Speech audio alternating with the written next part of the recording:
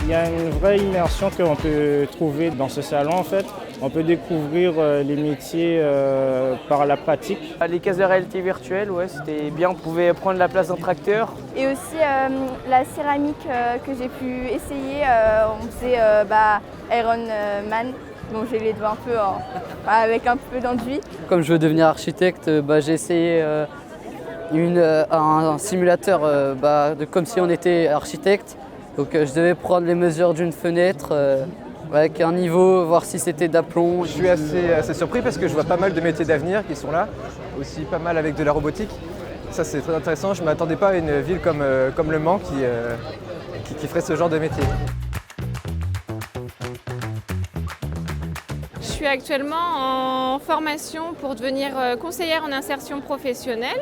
J'ai eu plusieurs liens avec plusieurs entreprises et donc j'ai pris plusieurs contacts déjà. C'était très intéressant et puis rencontrer des personnes très sympathiques. Je cherche un meilleur travail que celui que j'ai. Je cherche aussi à comprendre pourquoi dans certains travaux je n'arrive pas à y rester. Je suis chargée de recrutement dans une agence d'intérim. On fait des entretiens, soit dans la grande roue ou soit dans le lounge. Et puis on discute avec les candidats sur ce qu'ils veulent et sur ce qu'ils ont déjà fait.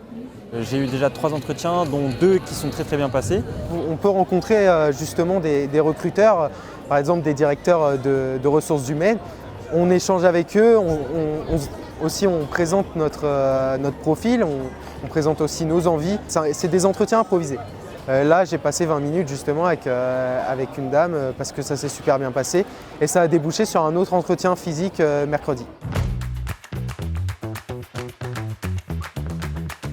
C'est lever le matin, faire quoi 10 CV et parcourir toutes les entreprises pour les déposer aussi, c'est pas très évident. Alors que quand il y a un truc comme ça, en une quinzaine de minutes, vous avez fait le tour et puis vous pouvez déposer les CV. Cette idée-là, elle a été très bien pour fortifier les choix de chaque élève qui voulait choisir un métier ou qui n'avait pas encore d'idée. Il y a beaucoup de stands sur l'écologie, l'environnement, le développement durable, tout ça.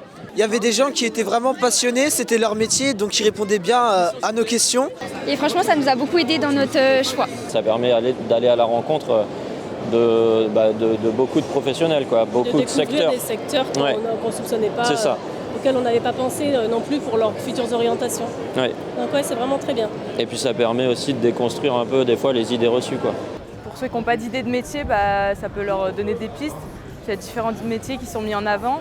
C'est intéressant pour voir les démarches qu'il y a à faire. Des fois, on ne sait pas forcément. Donc là, on est plus aiguillé aussi. L'Europe s'intéresse aussi à l'emploi et c'est important aussi que tous les pays puissent se regrouper parce que maintenant nos jeunes, je prends l'exemple des jeunes, aiment bien voyager et ils ont envie de trouver de l'emploi à l'étranger.